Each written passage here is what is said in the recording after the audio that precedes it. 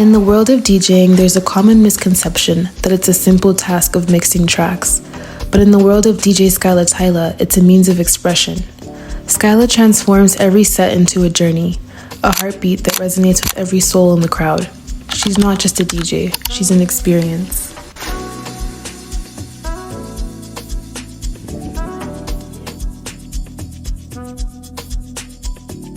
Skyla lost her bag here. Imagine we're like 5 minutes to the hotel. Skyla has a tendency to lose her bag. We're gonna have a lot of fun facts. The airport was like 40 minutes away. You found the bag in the end? Yeah, but that's why she's not supposed to be carrying her bag. Okay. The same way she's not supposed to carry her own passport. No, I The same way she's not supposed to be. Everybody has their thing. Everybody has their thing. Skyla lose her bag. Skyla loses her bag. Solaris is always running late. I was just looking at the airport. I discovered Skyla Tylaa on TikTok in early 2023. She was doing all these amapiano dance challenges and I kept seeing her videos on my For You page. Initially, I didn't even realize she was a DJ. Then one day I stumbled upon a video of her DJing, and I remember thinking how incredible the transition was from her dancing to spinning tracks. I looked deeper into her work and found more videos of her sets. What struck me was that she wasn't just DJing, she was performing. She partied with the crowd in a way that felt unique and rare, so when I found out she was touring Canada, I knew I had to meet her and have a conversation about her journey and the passion that fuels her incredible performances. I got sour cream and onion, I don't know what. And then I got dill pickle. I don't like this. So where'd you get it? Just Trying I haven't had it.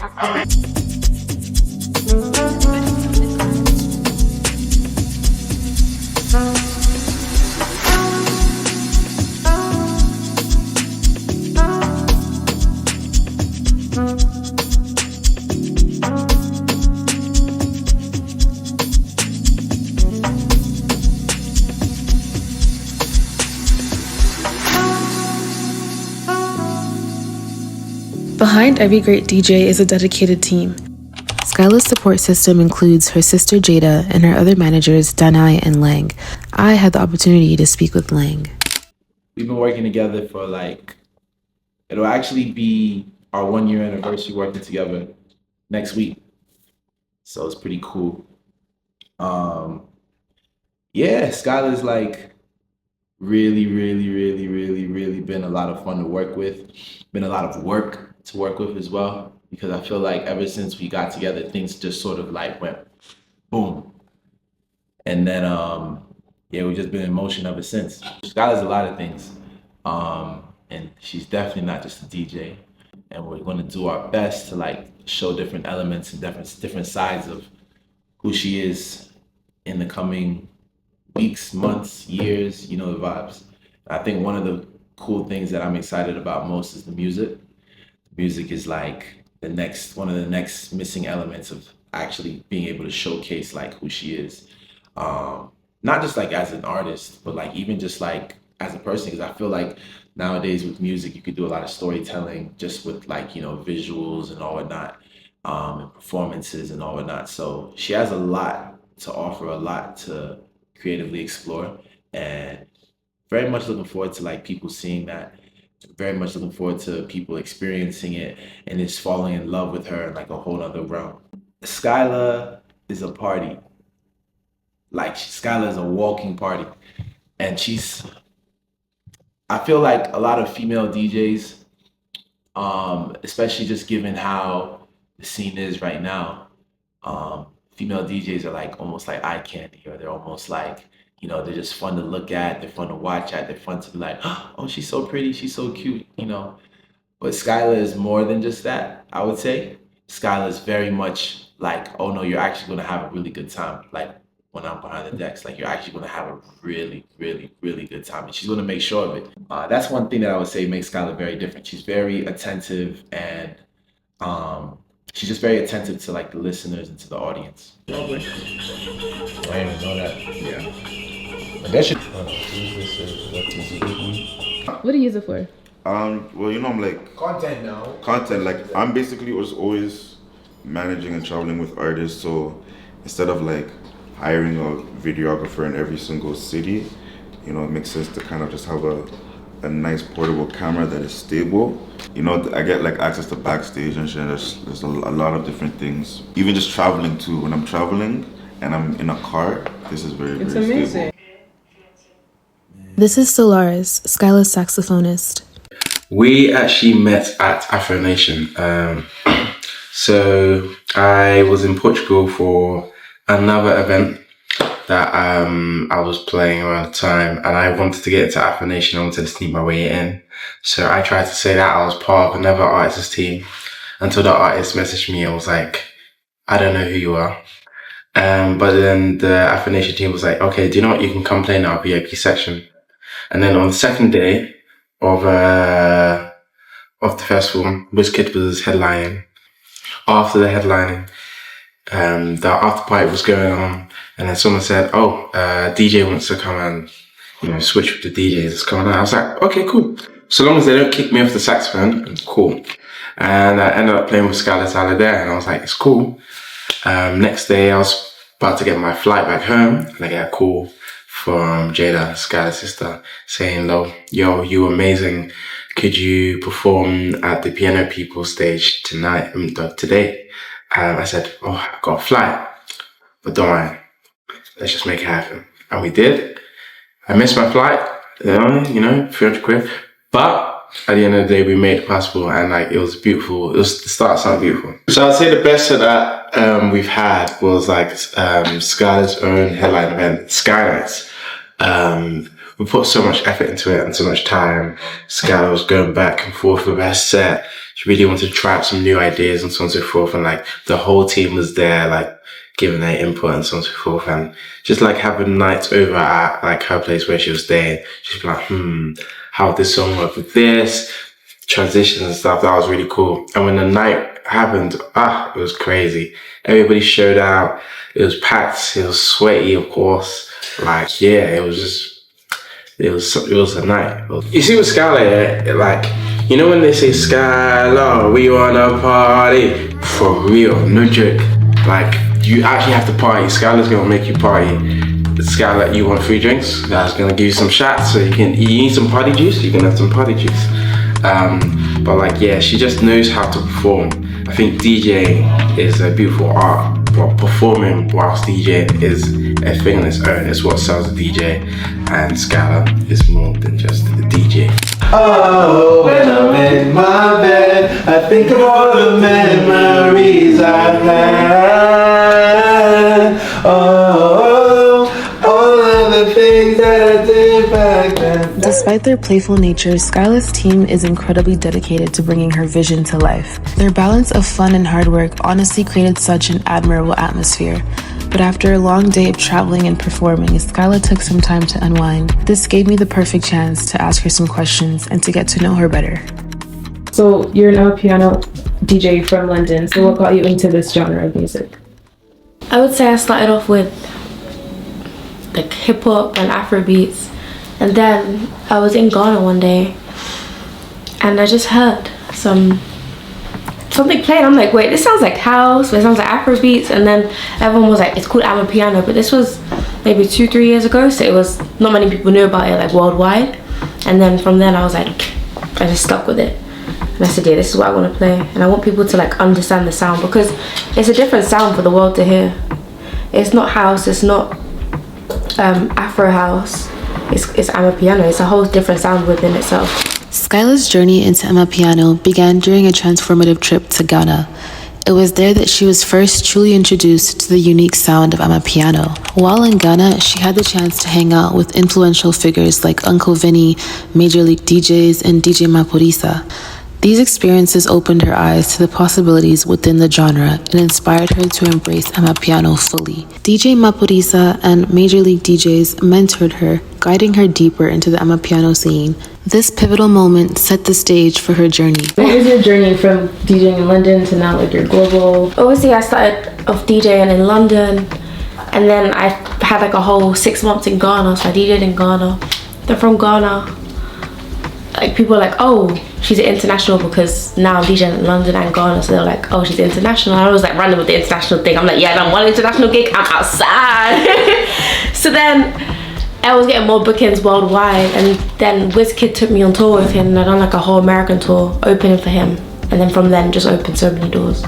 Would you say he's one of your biggest influences? 100%. He's influenced me in so much and helped me in so many different ways. Just even like going on tour with him and meeting like DJ tunes as well. He was like my roadmap of when I first started DJing, telling me like how to play, what to play, like just showing me the roots of properly DJing. And Wiz giving me the opportunity to DJ everywhere without having as much experience is just a blessing. Like, some territories are unfamiliar to you. Like, how are you able to read the crowd? Because I've come all the way from London to Canada, people want to come out to see me, so I have to give them a show no matter what. And if I'm in Canada, you're gonna hear a Drake remix. Whenever I go to Canada, or this is my first time here, so I want people to be familiar with amapiano but also familiar with their own music. And then if I'm in Jamaica, you're gonna hear some Vibes Cartel remix. But it just depends where you are. You have to make them feel comfortable within the music but still appreciate the culture where it comes from, which is in South Africa. So what makes a great DJ set to you beyond just playing music? I think the way to elevate your sets is to just really know your crowd and who's partying with you. For example, I always give out shots during my sets because obviously people love to drink. I mean, who would just want a free drink? So I give out shots, I'm hyping up the crowd, I'm dancing with them to make it feel like it's you're watching me but you're also partying with me. It's not like, oh, like I'm watching her perform. No, we're partying together. We're performing together at this point. So like it's a whole experience within itself. Walk me through like some of your pre-set rituals. There's two things I do. Is I have like a little like team prayer, and then I listen to praise during the moonlight. Because I'm from the Caribbean, like I don't know, it just hits different. The reason I chose to name my tour I'm Not Just a DJ is because I'm not just a DJ, I'm a girl. I like to have fun. You're gonna get an experience, I'm gonna take you on a journey whilst I'm DJing. So I'm not just a DJ, you're not just coming for a few mixes and transitions. You're gonna get an experience and a time to party with me. The first time I ever really realized that this is exactly what I want to do is when I opened for Wizkid Made in Lagos tour. It was the Atlanta show, and the reception I was getting, everyone was screaming, like shouting, like woo, because I was obviously opening, so everyone was running in, and I was like, this is I'm going to do this. I'm going to make sure this is what I do, and I stuck to it. Being on that stage is a responsibility because realistically you're the life of the party. If your playlist selection is not lit, the crowd is not going to enjoy themselves. So it's nerve-wracking, but I enjoy it. I don't know if that's weird, but I enjoy the nerves and the responsibility that knowing that when I press play, people are going to go whoa and start screaming, having so much fun. I like to read comic books. I actually really like to read comic books. Well, I bought this one at the airport, and this is my first time reading one because I like kind of got into anime a little bit, but not really. But reading is just way better. And I'm not even a reader, but yeah, I'm becoming a comic book nerd.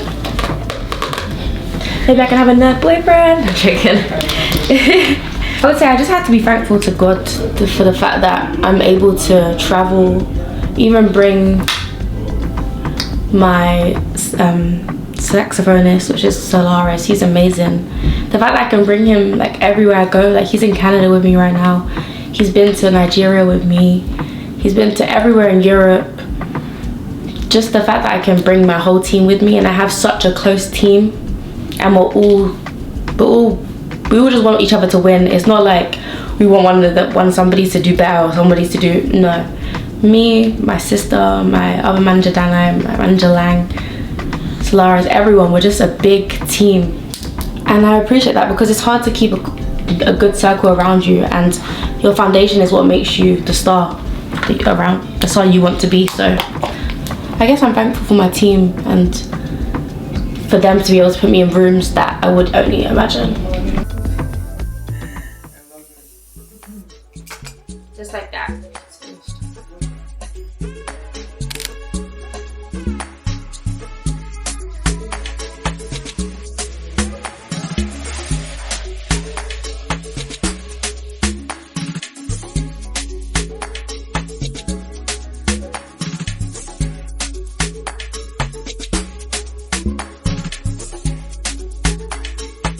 Going to the venue.